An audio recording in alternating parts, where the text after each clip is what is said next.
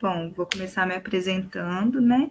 Eu sou Emanuele, eu fui formada pela Unifenas de BH, fiz residência em clínica médica no Hospital da Polícia Militar, depois eu fiz oncologia na Santa Casa e atualmente eu trabalho como oncologista na CETUS, aqui em Betim, e no Hospital Evangélico de Minas Gerais, também aqui em Betim. O que são... Emanuele, sua apresentação está travada. A gente não tá, pelo menos eu não estou conseguindo ver. Deixa eu ver, peraí.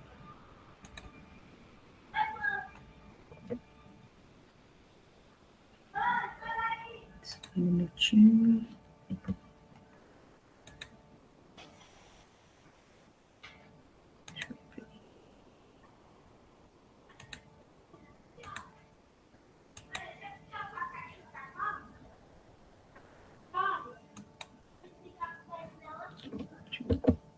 Agora tá passando? Não. Não? Então, peraí. Eu ainda estou vendo. Agora passou. Mas não está apresentando, está no. Porque aí, peraí, acho que eu já sei o que está acontecendo. Vou parar o compartilhamento. Eu tenho que compartilhar tudo.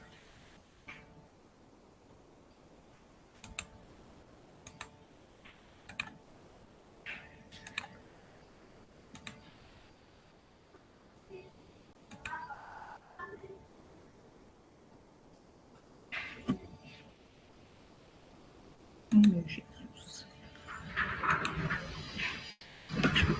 E agora? Agora deu. Então, como eu falei, né, formei na Unifenas, fiz residência de clínica médica no Hospital da Polícia Militar e residência de oncologia na Santa Casa e trabalho como oncologista na CETUS e no Hospital Evangélico. Os dois são aqui em Betim. Por que é importante, né, da gente falar das emergências oncológicas? Que são condições agudas que são causadas pelo câncer ou pelo seu tratamento, que requerem uma intervenção imediata, porque pode levar o paciente a ter um risco de vida, né, ou um dano grave permanente. Quanto mais precoce a gente conseguir abordar essas emergências, a gente diminui o impacto delas na vida do paciente, né, diminui um dano permanente, e também a gente consegue diminuir a questão do óbito, que muitas vezes elas podem causar o óbito. E por que é importante a gente identificar? Porque por causa do risco que o paciente corre, né? E a gente sempre vai estar, vocês quando se formarem, né, vão dar plantão no pronto atendimento, mesmo não sendo um serviço de oncologia, pode receber esse paciente e pode ajudá-lo a melhorar, né, essa urgência. E alguns pacientes, eles podem abrir o quadro de câncer como uma emergência oncológica. Nem sempre ele vai ter o diagnóstico já firmado, mas pode chegar no pronto-socorro com alguma clínica sugestiva e depois da investigação, a gente vai acabar descobrindo um câncer.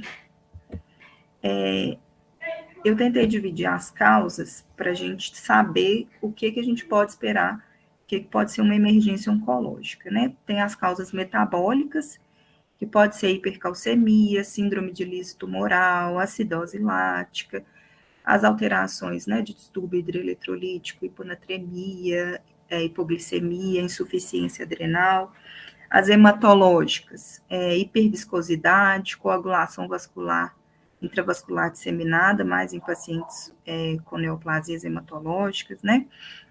Neurológicas, síndrome de compressão medular, convulsão por causa das metástases cerebrais, cardiovasculares, que pode ser efusão e tamponamento cardíaco, síndrome da veia cava superior, pulmonar, obstrução de via aérea, hemoptise, infeccioso, neutropenia febril, e as relacionadas ao tratamento oncológico, né, que pode causar insuficiência cardíaca, por causa do uso de anticorpos monoclonais, que a gente usa no tratamento do câncer, arritmia cardíaca, muitas drogas podem prolongar o QT, o paciente pode ter uma arritmia, pneumonite, diarreia e hemorragia. Essas que estão em negrito são as que a gente vai abordar hoje. Vou começar pela hipercalcemia. Ela ocorre em até 30% dos pacientes com câncer avançado e é a causa mais comum de hipercalcemia em pacientes hospitalizados. Ela é grave e é normalmente associada a sintomas ameaçadores como a insuficiência renal. E ela é um marcador de sobrevida curta. Quando o paciente já está com essa manifestação, tem essa complicação, geralmente a sobrevida é de 2 a 3 meses. E ela pode ocorrer em qualquer tipo de câncer, mas mais frequentemente no câncer de mama, pulmão, rim, cabeça e pescoço e no mieloma múltiplo.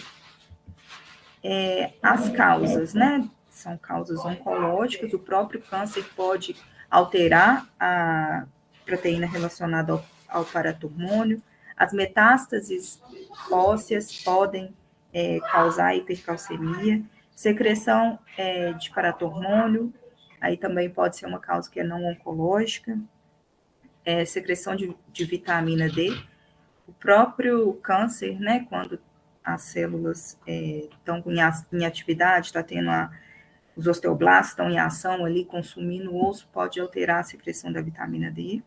E as causas não oncológicas, que pode ser a reposição do cálcio, hiperparatiroidismo primário, uso de medicações, né, os diuréticos tiazídicos.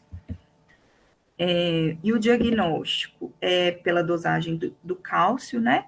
E a gente sempre tem que repetir a dosagem do cálcio. Se necessário, aplicar a correção de acordo com a albumina, com essa fórmula que está aqui, né, que a gente usa o cálcio corrigido, a gente tem que saber o valor da albumina e do cálcio total.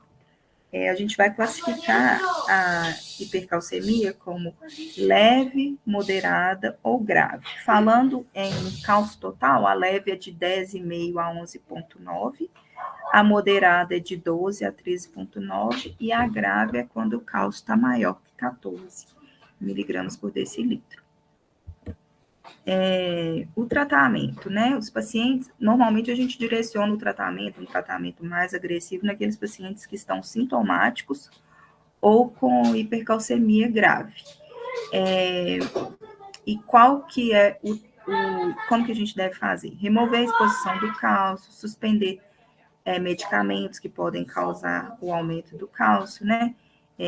Tiazídicos, lítio, vitaminas, evitar a exposição intravenosa de fósforo, hidratação vigorosa, e aí depois que a gente hidrata inicialmente o paciente, a gente mantém essa hidratação para poder associar o diurético, né, para a gente não associar o diurético precocemente, que aí a gente pode aumentar ainda mais essa hipercalcemia. E quando a gente começar essas medidas, né, lembrando que é um paciente que está num quadro de emergência, a gente tem que fazer registro de diurese, balanço hídrico,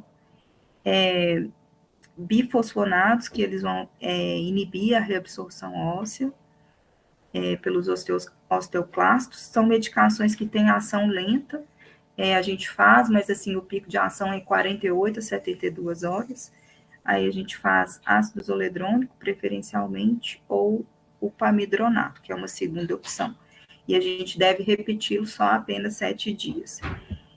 O tratamento, falando mais de tratamento, né, calcitonina, que raramente é necessário, e ela tem uma ação também muito efêmera, corticoide, quando o mecanismo é por excesso da produção da vitamina D, e às vezes pode pensar até em insuficiência, né, terapia de substituição renal, naqueles casos daqueles pacientes que estão em insuficiência renal e que têm um bom prognóstico, né. Após a estabilização, considerar o tratamento da doença de base. Gente, eu não sei o que aconteceu aqui, mas ficou faltando o slide das manifestações clínicas da hipercalcemia. Eu vou só citar para vocês saberem, né, o que vocês devem suspeitar de uma hipercalcemia. Os sintomas são um pouco inespecíficos, mas o paciente pode ter náusea, pode ter vômito, pode ter confusão mental, mas são sintomas inespecíficos, não tem nenhum sintoma que a gente fala que é patognomônico da hipercalcemia. mas não tem uma clínica tão sugestiva. A gente vai na anamnese, conversando com o paciente mesmo, para poder saber se a gente está diante desse quadro. A segunda emergência que eu vou falar agora é a síndrome de compressão medular, que é uma tipo de emergência, né, da neurológica. Ela ocorre quando o tumor invade o espaço peridural e vai comprimir o saco tecal. Tem variedade de apresentações clínicas, o paciente às vezes pode ter uma compressão medular e ainda está assintomático, e às vezes ele já pode manifestar um quadro mais grave, né, uma paraplegia. E a maioria das vezes, né, 85 a 90% dos casos, ela ocorre por causa de tumor metastático nas vértebras. É uma complicação relativamente comum no câncer, que causa dor, instabilidade da coluna e perda da função irreversível da função neurológica. E pode acometer 3 a 5% daqueles pacientes que estão morrendo de câncer. E pode ser uma manifestação inicial de malignidade em aproximadamente 20% dos pacientes. Às vezes é muito comum naqueles pacientes com câncer de próstata, com meta óssea, que às vezes não sabia do diagnóstico, ou se não procurou, né, ajuda no tempo hábil e já apresenta uma dor muito forte na coluna, para de andar. Quando vai ver, vai fazer os exames, a coluna toda tomada por câncer mesmo, e a origem, câncer de próstata. As neoplasias mais comuns que causam síndrome de compressão medular é neoplasia do pulmão, câncer de sítio primário desconhecido, mieloma múltiplo, linfoma, câncer de mama e câncer de próstata avançado. E os locais mais comuns, a maioria acontece na coluna torácica, né? 20 a 30% na coluna lombosacra e 10% na coluna cervical. E quais são as manifestações clínicas, né? A dor, ela é o primeiro sintoma, às vezes ela precede a clínica típica cerca de 7 semanas antes. Primeiro o paciente começa a manifestar uma dor e depois que pode ter uma paraplegia, uma fraqueza, os achados motores. Instabilidade da coluna, que é a dor ao movimento, os achados motores, né, fraqueza, hiporreflexia, perda de marcha, pode ter uma sensação de dormência ascendente, parestesia, pode ter disfunção da bexiga e do intestino, mas são alterações mais cardíacas, pode ter ataxia de marcha, pode ter síndrome da cauda equina, que são lesões, quando as lesões estão mais baixas, né, na coluna lombosacra, abaixo do cone medular. E o diagnóstico é a clínica sugestiva, né, o paciente exibe um quadro clínico sugestivo, e a gente vai confirmar através dos exames de imagem, né? Pode fazer uma ressonância magnética, tomografia, mielografia por tomografia, e elas devem ser feitas, esses exames de imagem devem ser feitos o mais rápido possível, dentro de 24 horas do paciente com suspeita clínica. Quando possível, a gente tenta avaliar toda a coluna, por exemplo, lá o paciente está com uma compressão medular na coluna torácica. Se eu puder biopsiar, tomografar toda a coluna, é interessante, porque pode ser que tenha em algum outro lugar também. E quando a gente detecta, né, que tem uma vértebra que está acometida, eu não preciso fazer biópsia dessa lesão para começar um tratamento, né? Às vezes, se o paciente não tem um diagnóstico, eu posso até pensar em biopsiar o osso, ou biopsiar alguma outra alteração que eu tenho encontrado nesses exames de imagem, mas eu não preciso da biópsia para eu começar um tratamento. Sabendo que já é ou uma autossuspeição ou um paciente com diagnóstico já firmado de câncer, eu não preciso biopsiar e já posso partir para o tratamento. Aqui as imagens, né, essa compressão medular, como que a gente pode detectar isso no exame de imagem. E quais são os objetivos do tratamento? É o controle da dor, prevenir complicações, né, que muitas vezes pode ser até o paciente parar de caminhar, perder força motora, né, melhorar a função neurológica e ter estabilidade da coluna.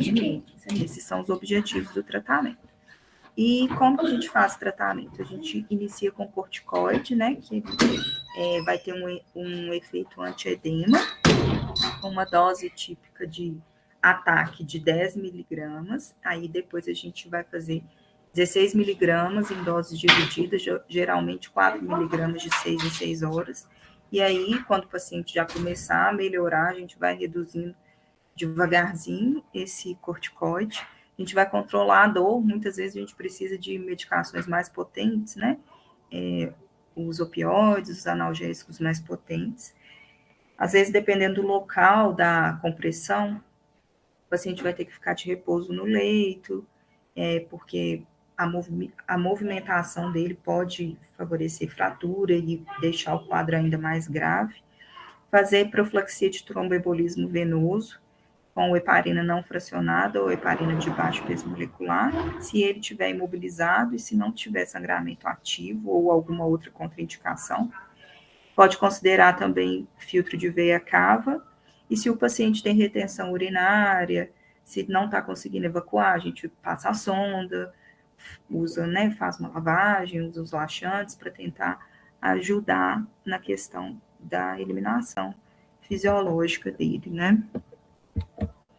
A gente também tem que pedir avaliação do cirurgião para ver se vai ser necessário alguma cirurgia para estabilizar a coluna, fazer uma laminectomia para dar uma segurada ali naquela parte que está mais instável e também descomprimir a medula, né?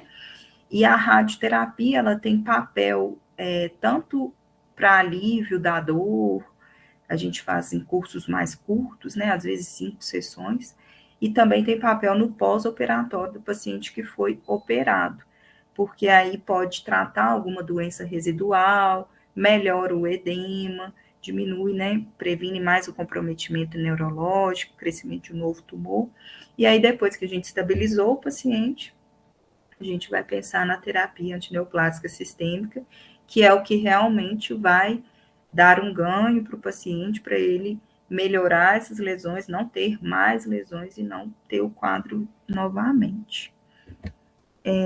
Uma outra emergência é a síndrome de veia cava superior, que os sinais e sintomas são decorrentes da obstrução da veia cava, né, por invasão, compressão ou trombose da veia cava, o tumor pode fazer isso, e as causas neoplásicas, elas são 60% a 80%, 86% dos casos da síndrome de veia cava superior.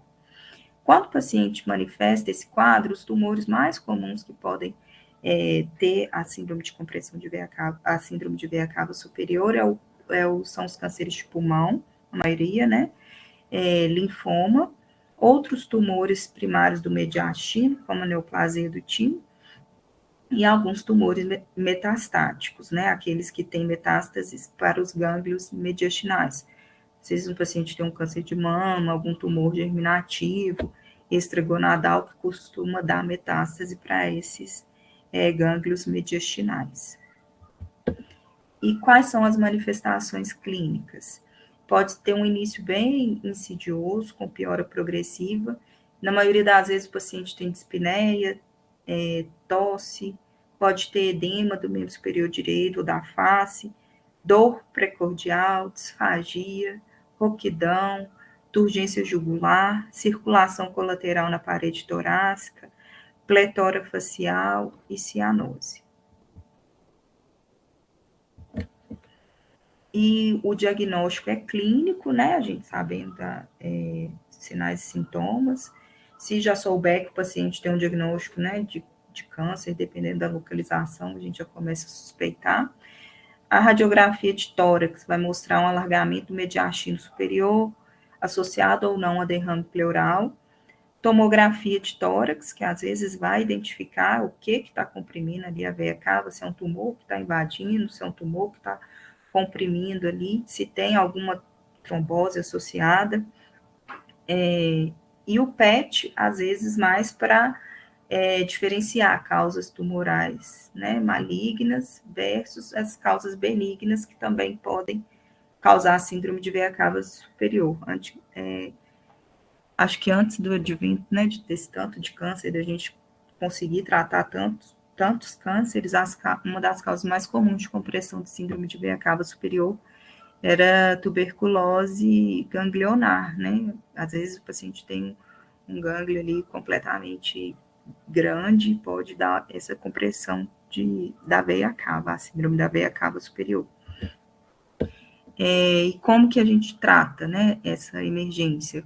O paciente repouso, né, medidas básicas, repouso, oxigênio, diurético, redução para tentar diminuir um pouco o edema ali na região, corticoide também, com o intuito de reduzir o edema, sempre a gente começa com a dose mais alta para ir diminuindo depois, anticoagulante, profilático ou terapêutico, se tiver presença do trombo, evitar puncionar os membros superiores, pode fazer, né, o procedimento de radiointervenção, que é colocar um stent endovascular, mas é uma terapia ainda de alto custo, não tão acessível a todos os pacientes oncológicos, principalmente aqueles no contexto de SUS, né? Trombólise, se for um trombo que realmente está comprimindo ali a veia cava, obstruindo a veia cava. Tratar o tumor, né? Que é o que mais responde, é o que vai fazer o motivo da síndrome de compressão de veia cava reduzir. E a radioterapia também tem um papel para nos ajudar nessa diminuição do volume da doença.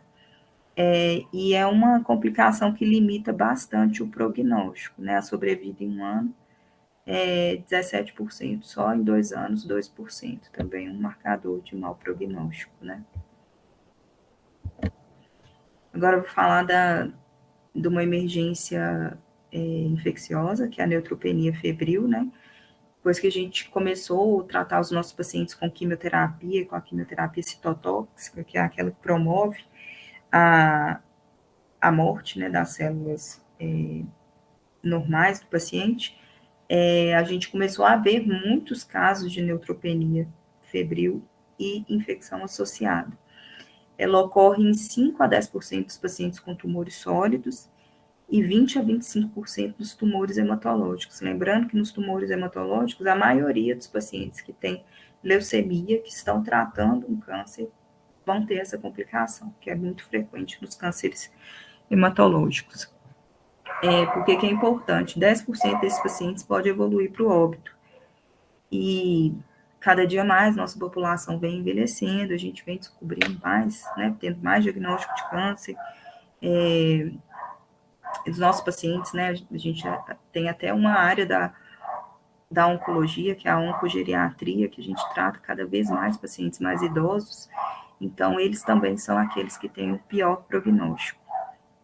E geralmente ela vai acontecer, a neutropenia acontece entre o 10º e o 20º dia após a administração da quimioterapia.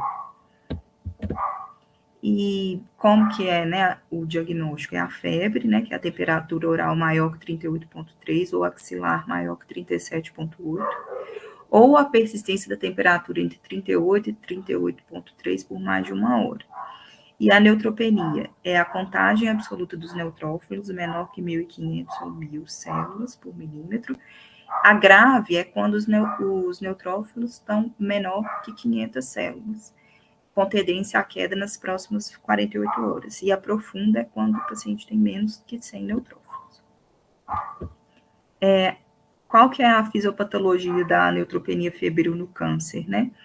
A própria quimioterapia pode danificar as barreiras fisiológicas, né, de proteção, tornando mais fácil os agentes infecciosos ultrapassá-las. A própria neoplasia, né, pode alterar a imunidade do paciente, seja pela ação citotóxica da quimioterapia ou pelo próprio câncer mesmo. E o uso de corticoide, às vezes a gente usa o corticoide porque o paciente estava com alguma dor, né, estava com alguma alteração que exigiu o uso de um corticoide de uma mais alta dose, também pode alterar a resposta imune. Então, são esses os mecanismos que contribuem para essa complicação dos pacientes oncológicos. A maioria é causada por bactéria, né, gram negativo, pseudomonas, E. coli, gram positivas, né, o Staphylo epidermidis, Staphylo aureus, Pode ser causada por vírus também, o herpes simples, citomegalovírus, vírus respiratórios.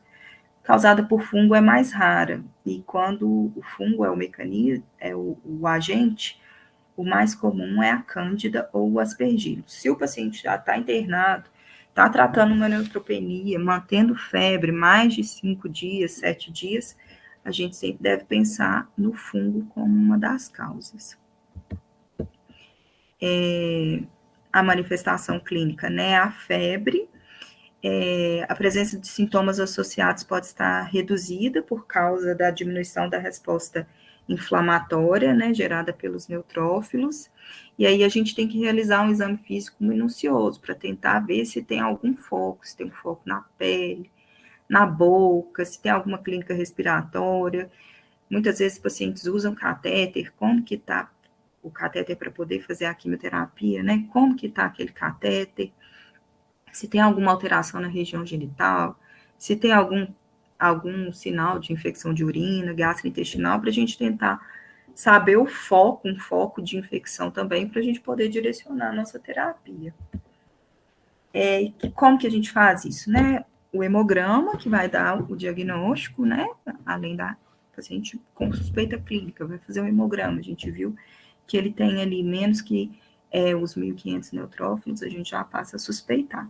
Pode fazer os eletrólitos também, função renal, função hepática, e a hemocultura, que a gente vai colher antes da dose, da administração da primeira dose de antibiótico. Esses outros exames também a fim de detectar o foco. Pode fazer um raio-x de tórax, exame de urina, urocultura, tomografia de tórax, dos seios da face, principalmente naqueles pacientes, né, mais graves, com neutropenias graves, ou que persistem com sintomas, punção licórica, se o paciente apresenta o quadro de confusão, alguma coisa assim, é importante pensar em fazer uma punção licórica, que ele pode ter também um sítio, né, de infecção. A gente sempre vai fazer os exames seriados de controle, hemograma, para ver como que está a resposta, hemocultura, se o paciente fizer febre novamente, acompanhar a função renal, que às vezes os antibióticos também podem interferir na função renal, né, avaliar a função hepática, e esses exames podem ser feitos a cada 3 dias. E lembrar, né, de solicitar galactomanana, se o paciente tem febre persistente, sem etiologia, que é um marcador de infecção fúngica. O tratamento é a terapia empírica, terapia antibacteriana empírica de amplo espectro, que deve ser iniciada imediatamente após a obtenção das culturas e antes de qualquer outra investigação tenha sido concluída. Os exames estão, você já fez o hemograma, já viu que o paciente está neutropênico, é um paciente que fez uma quimioterapia recente, colheu as culturas, começa o antibiótico, né? Equivalente, né? Fazendo a analogia aí com o tempo, né, de trombólise no paciente que está com suspeita de infarto, que é de 60 minutos, a administração do antibiótico também tem que ser em 60 minutos, né, se o paciente tem febre neutropênica. E o objetivo dessa terapia empírica é cobrir os patógenos mais prováveis. E aí, à medida que, né, o paciente vai melhorando, a gente vai avaliar para descalonar os antibióticos. E como que é o tratamento? Se o paciente é um paciente de baixo risco, o neutrófilo está ali entre 1.500 e 1.000, ele não está tão grave, não tem sinais, né, de sepse, tem um fácil acesso ao hospital, a gente pode considerar o regime antibacteriano oral, que aí a gente usa ciprofloxacino com amoxicilina com clavulanato, pode fazer monoterapia com levofloxacina ou moxifloxacina nos pacientes que são alérgicos à penicilina ou que não pode usar cefalosporina. E quem é alérgico também à penicilina, a gente pode associar a clinda com a ciprofloxacina.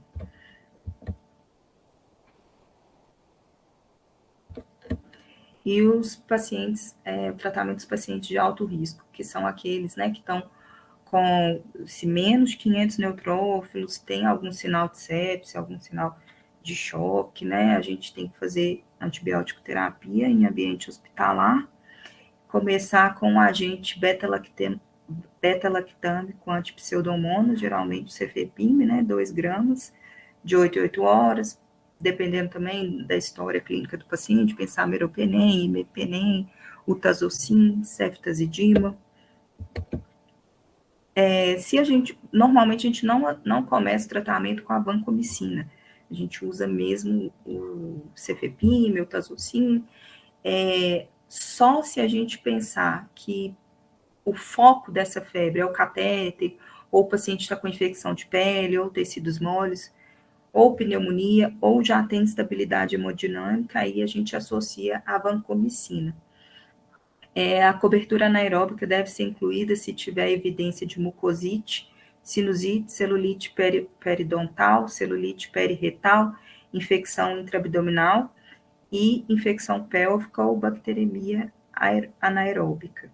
E o agente antifúngico empírico também, ele deve ser adicionado após 4 a 7 dias que o paciente está neutropênico e ainda está persistindo com febre, que aí é um agente empírico mesmo que a gente associa tentando tratar todas as causas para resolver esse quadro.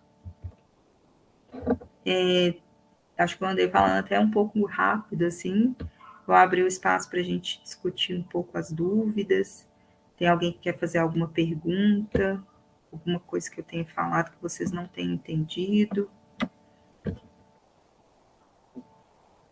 Doutora Emanuele, com relação à hipercalcemia, a senhora disse que o medicamento ele demora a fazer efeito. Eu tenho uma ação mais demorada.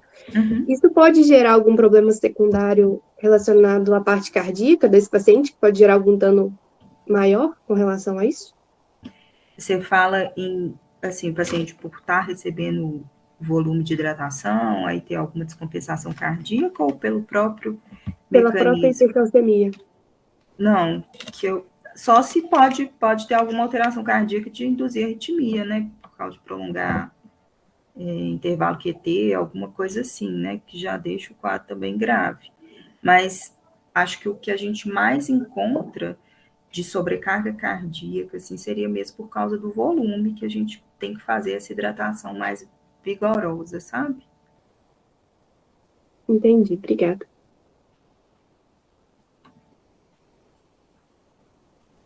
Mais alguém tem alguma questão? Alguma dúvida? Emanuele, Oi. é comum ter caso de emergência oncológica em paciente com histórico de câncer?